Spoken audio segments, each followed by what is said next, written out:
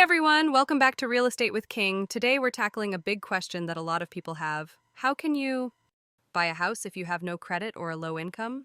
It might sound impossible, but with the right approach, it's totally achievable. Stick around as I walk you through 7 actionable steps to make homeownership a reality, even without perfect financials. Let's dive in. First off, let's clarify what we mean by no credit versus low credit.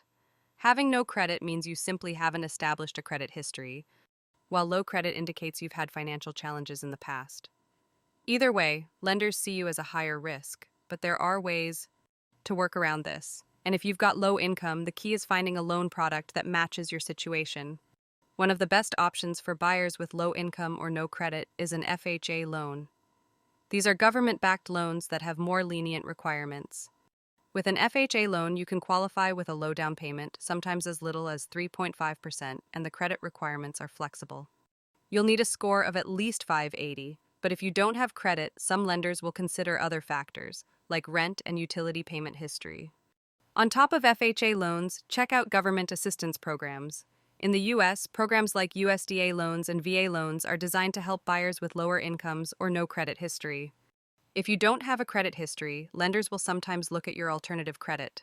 This includes things like rent payments, utility bills, and other recurring expenses.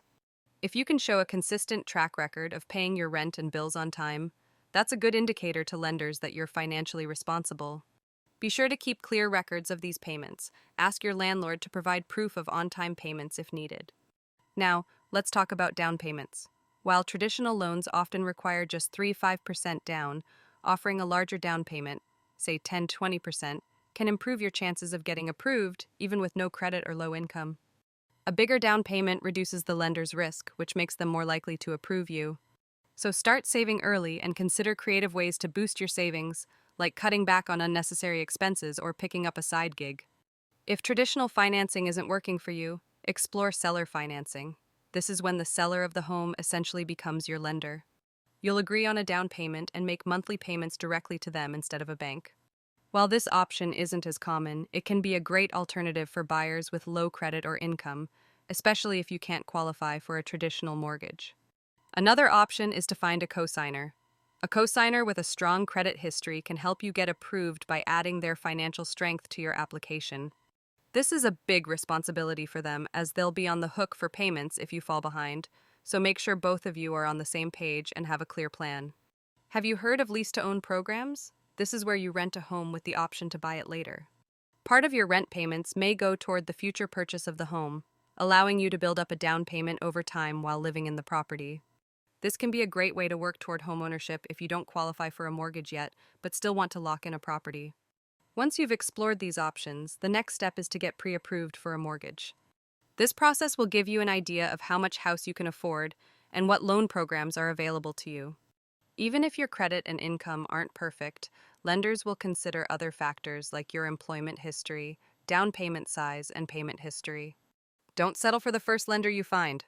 Shop around for a mortgage lender that specializes in working with buyers who have no credit or low income.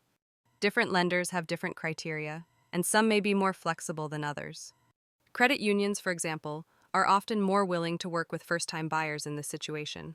So, to recap, if you have no credit or low income, you can still buy a house.